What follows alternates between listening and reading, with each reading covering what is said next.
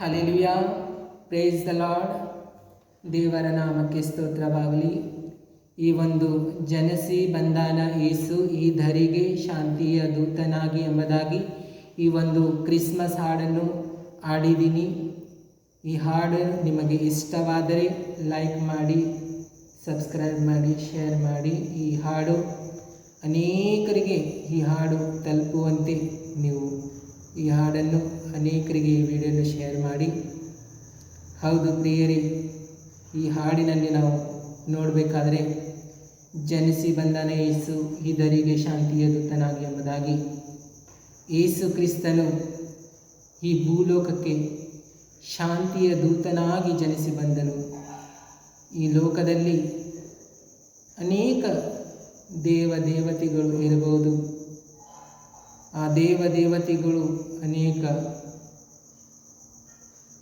ತಲವಾರ ಹಿಡ್ಕೊಂಡು, ಕತ್ತೆ ಹಿಡ್ಕೊಂಡು, ತ್ರಿಶೂಲ ಹಿಡ್ಕೊಂಡು ಈ ರೀತಿಯಾಗಿ ನಾವು ಸಂವರಿಸಿದ್ದು, ಮತ್ತೊಬ್ಬರನ್ನು ಕೊಂದಿದ್ದು, ಈ ರೀತಿಯಾಗಿ ನಾವು ಯುದ್ಧ ಮಾಡಿದ್ದು ದೇವತೆಗಳನ್ನು ನಾವು ನೋಡ್ತೇವೆ. ಆದರೆ ಯೇಸು ಕ್ರಿಸ್ತನು ಶಾರೀರಿಕ ಸಂಬಂಧವಾಗಿ ಯುದ್ಧ ಮಾಡೋಕ್ಕೆ ಬರಲಿಲ್ಲ. ಆದರೆ ಯೇಸು ಕ್ರಿಸ್ತನು ಈ ಭೂಲೋಕಕ್ಕೆ ಶಾಂತಿಯ ತರುವುದಕ್ಕಾಗಿ ಜನಿಸಿ ಬಂದನು. ಈ ಭೂಲೋಕಕ್ಕೆ ಎಲ್ಲ ಮಾನವ ಕುಲಕ್ಕೆ ರಕ್ಷಣೆಯ ಕೊಡುವುದಕ್ಕಾಗಿ ಯೇಸು ಕ್ರಿಸ್ತನು ಈ ಭೂಲೋಕಕ್ಕೆ ಜನಿಸಿ ಬಂದನು. ಪ್ರಿಯರೇ, ಯೇಸು ಕ್ರಿಸ್ತನು ಈ ಭೂಲೋಕಕ್ಕೆ ಜನಿಸಿ ಬರುವುದರ ಉದ್ದೇಶ ಎಲ್ಲ ಮಾನವ ಕುಲಕ್ಕೆ ರಕ್ಷಣೆ ಕೊಡುವುದಕ್ಕಾಗಿ. ಯೇಸು ಕ್ರಿಸ್ತನು ಈ ಭೂಲೋಕಕ್ಕೆ ಜನಿಸಿ ಬರುವುದಕ್ಕಿಂತ ಮುಂಚೆ ಯೇಸು ಕ್ರಿಸ್ತನು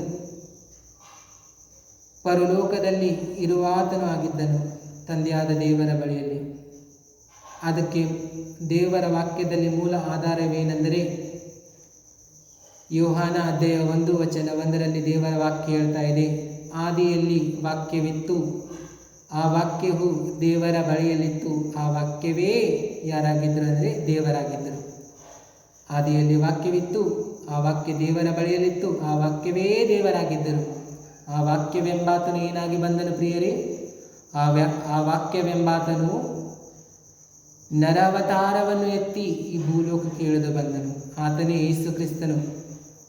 ವಾಕ್ಯವೆಂಬಾತನು ರಾಜಾದಿರಾಜನು, ದೇವಾದಿದೇವನು, ಕರ್ತರ ಕರ್ತನು, ದೇವಕುಮಾರನು ಯೇಸು ಕ್ರಿಸ್ತನು, ಸ್ವತಃ ದೇವರಾಗಿರ್ತಕ್ಕಂಥ ಯೇಸು ಕ್ರಿಸ್ತನು ನರ ಮನುಷ್ಯನಾಗಿ ಈ ಭೂಲೋಕಕ್ಕೆ ಇಳಿದು ಬಂದನು.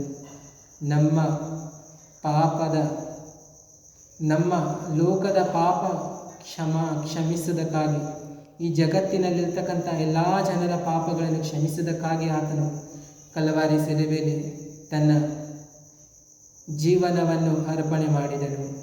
ಆತನ ನಂಬುವವರು ಎಲ್ಲರೂ ನಿತ್ಯ ಜೀವವನ್ನು ಹೊಂದುತ್ತಾರೆ ಮತ್ತು ಆತನನ್ನು ನಂಬುವವರು ಎಲ್ಲರೂ ದೇವರ ಮಕ್ಕಳಾಗುವಂಥ ಅಧಿಕಾರವನ್ನು ಆತನು ಕೊಡ್ತಾನೆ.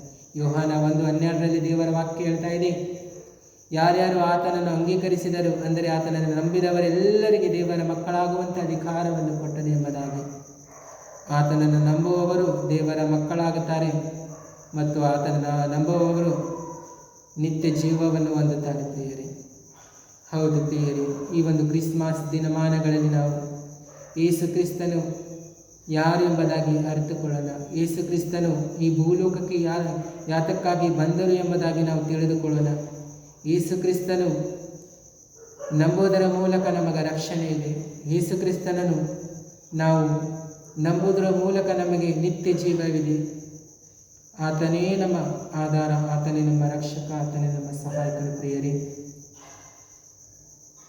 ಈ ಹಾಡನ್ನು ವೀಕ್ಷಿಸಿರ್ತಕ್ಕಂಥ ಎಲ್ಲರೂ ಅನೇಕರಿಗೆ ಈ ಹಾಡನ್ನು ನೀವು ಶೇರ್ ಮಾಡಬೇಕೆಂಬುದಾಗಿ ನಾನು ಕೇಳಿಕೊಳ್ತಾ ಇದ್ದೀನಿ. ದೇವರು ನಿಮ್ಮನ್ನು ಎಲ್ಲರನ್ನು ಆಶೀರ್ವದಿಸಲಿ. ಆಮೇಲೆ ಥ್ಯಾಂಕ್ ಯು.